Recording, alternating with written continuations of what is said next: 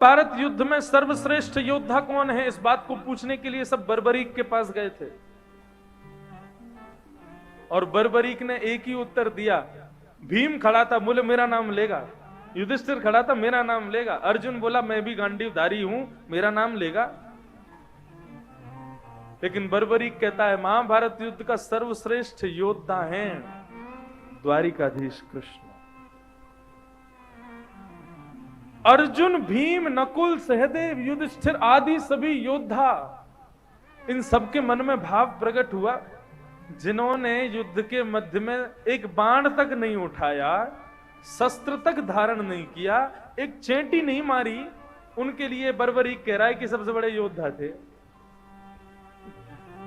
अरे बर्बरीक, हमें तो लगता है तेरे धर के साथ साथ तेरा सर भी अब चला ही गया है। एक योद्धा का वध तक नहीं किया इन्होंने, और तू कह रहा है सबसे बड़े योद्धा यही थे। महाभारत युद्ध सुनिश्चित हुआ। सावधानी से सुनिएगा एक कथा। तब कौरव पक्ष के जितने भी मित्र थे राजा, वे सभी राजा अपनी सेना लेकर के आए कौरवों की तरफ से युद्ध करने के लिए। और पांडवों के जितने भी मित्र राजा थे वे अपनी सेना लेकर के आए पांडवों की तरफ से युद्ध करने के लिए। बड़ी सुंदर कथा है, सावधानी से सुनना।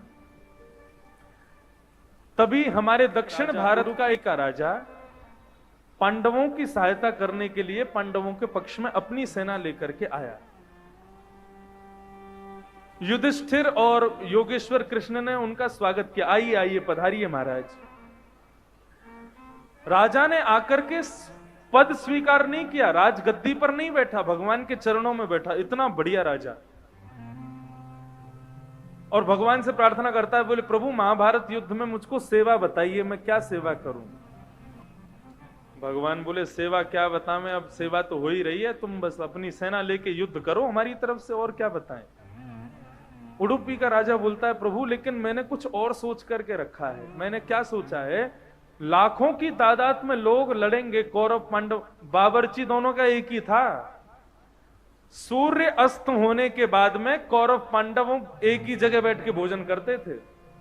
ये प्राचीन काल के हर युद्ध में, लगभग अधिकांश युद्धों में बावर्ची भी एक ही होता था, वैद्य जख्मियों को ठीक करने वाला भी एक ही होता था, ये सब एक ही होते थे। तो उडुपी के राजा ने कहा हजारों लाखों सेना यहां पर लड़ेगी प्रभु, पूरे दिन लड़ेगी, थक हार करके रात्रि में शयन करेगी।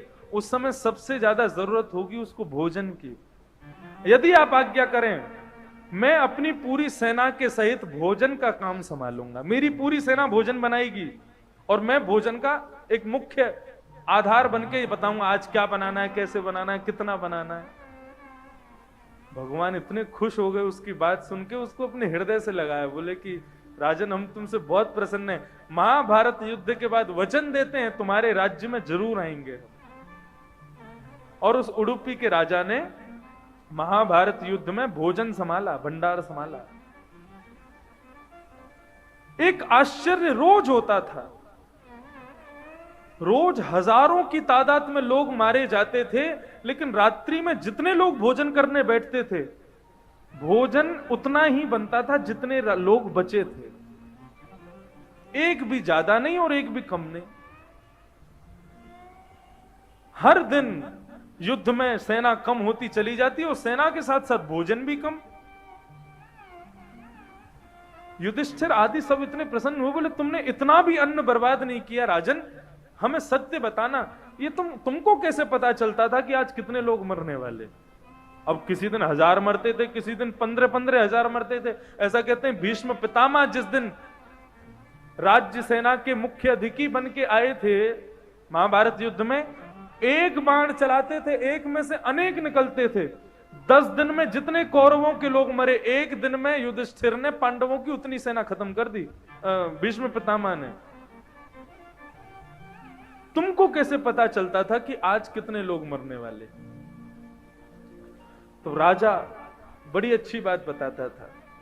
राजा क्या कहता है, बोले रात्रि में सबको भोजन परोसने के बाद में मेरा नियम था मैं द्वारिकाधीश कृष्ण के पास में चने लेकर के जाता था, क्योंकि प्रभु की एक इच्छा रहती है कि सोने से पहले प्रभु विचार करते हैं कि कल युद्ध में क्या होगा, और विचार करते समय व्यक्ति को कुछ खाने को चाहिए।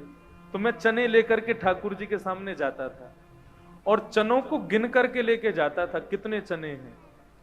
अब रात भर योगेश्वर कृष्ण उन चनों को खाते थे और पूरे दिन मंत्रणा बनाते थे, कल वो मरेगा, कल वो मरेगा।